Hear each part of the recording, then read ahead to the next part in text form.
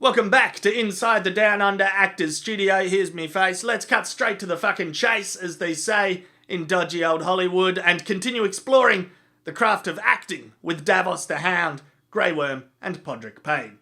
You've got the thongs on. Yeah, all the cliches. Yeah, that's all right. Nothing wrong with that. All right. Hard-hitting questions. All right.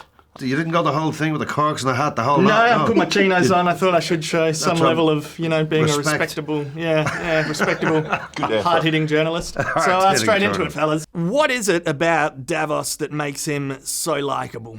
That's a good question. I couldn't answer that. What are you looking at me like that for? I'm interested You're supposed in your to say answer. It's what you bring to it, Liam. That's what makes him likeable. I was waiting for that and it wasn't coming forward. What you bring to it. It's a good man. He's a bit of an everyman, and he's, I think sometimes I think that he speaks up for the audience. Do you know what I mean? When if somebody's up to no good, and I would find myself, if I was a punter, sitting at home, go, somebody should have a fucking word with them. You know what I mean? And he's good that way. I do not judge people for the gods they worship. If I did, I'd have thrown you in the sea before you ever set foot on Dragonstone. I'm not your enemy. You are my enemy. He's an island of sanity in a sea of madness. How's that for poetry? Oh, wow. Nice. You like that? That's poetic as fuck. Yeah. I read it somewhere. I think it was on the back of a cornflakes box or something like that. Is Wormsy still traumatised by his backstory and the slavery that he's endured? I would argue that he'd never get over it, but maybe the power of love will help him get over it. With Miss Sandy. With Miss Sandy. With Miss Sandy. Miss Sandy. Miss Sandy. Yeah, there you go. Wormsy. Wormsy. That's your nickname. That's what I call you in the reviews. Is that the first time you've heard it? Yeah, I like it. I meet Miss Sandy from the Isle of Knot. Now, I have fear. Dan, why does Pod want everyone to like him so much? Starved of attention in his youth, I think. I imagine that's the reason that most people want to be liked, is because it seems like not many people like him. He's been treated kind of poorly by a lot of people, so that's probably why he's so desperate for attention.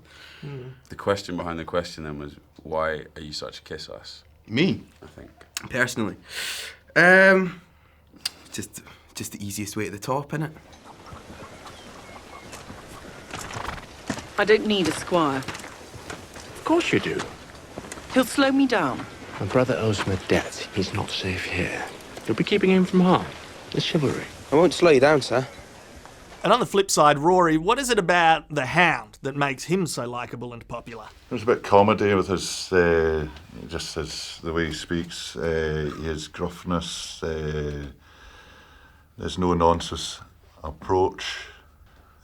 Hound's fabulous.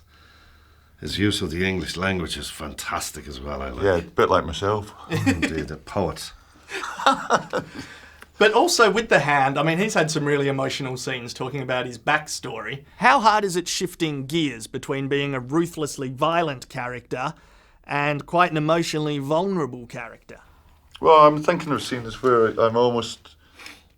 there's been a big change in emotion in one scene, and that is quite hard. It is like changing gears, suddenly you're emotional, and then, I'm thinking one where I came out talking about how I got my face done with Arya. With the brother. The pain was bad. The smell was worse. But the worst thing was that it was my brother who did it. Yeah, I mean, it's not easy, but it's quite an accomplishment if you can get through it, and it's edited okay, and Yeah, and nice to have that opportunity so you can show that different side of him too, I guess. Yeah, because for a few seasons he was just the big protector of Joffrey, didn't say much. You knew there was some kind of history, but David and Dan said that in the first series, that bring me out more. It'd be a slow one, but hang in there, big man. You're going to get to tell your story eventually. That's so cool. And really, what a gift.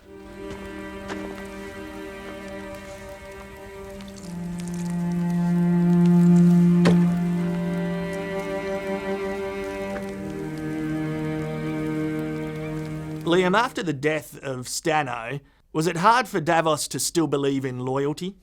You know what? I think it's ingrained in him. I think that's you were talking about where the audience kind of like him. It's in his DNA. It's not. I don't think it's a.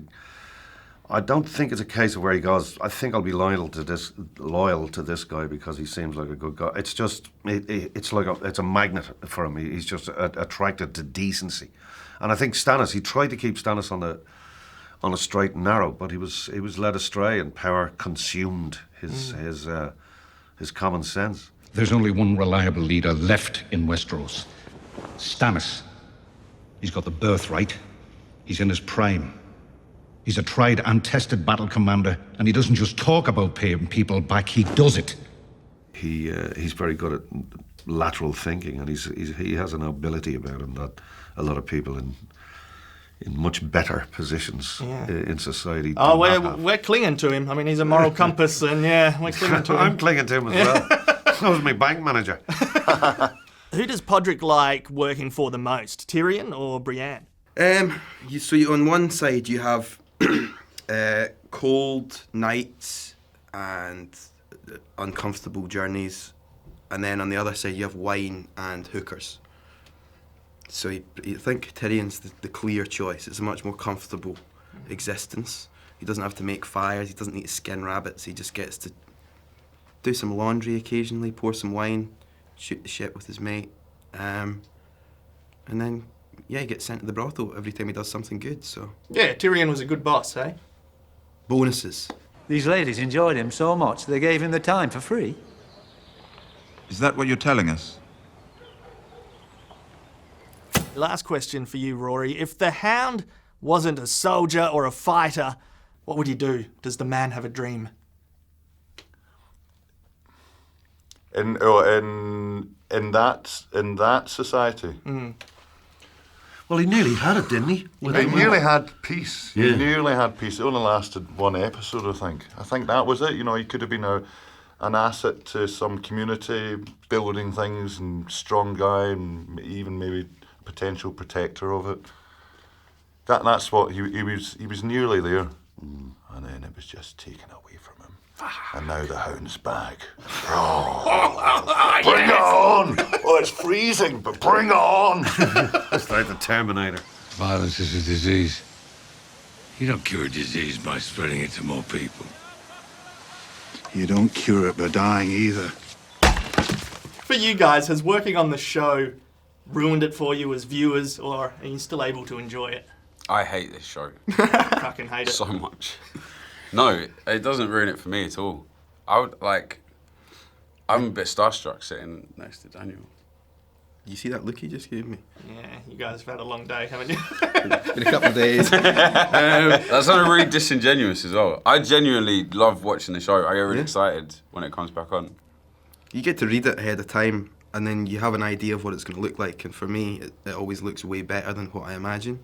And then you get excited when you read scenes that you're not involved in, because you know that the people who are involved in those scenes are going to smash them. So it's just really exciting to see the finished product when you're sort of in an isolated storyline. And if you weren't playing Podrick, do you have another favourite character that you'd like to play? Wormsy. Wormsy, mate. Wormsy, mate. Wormsy. 100%. 100%.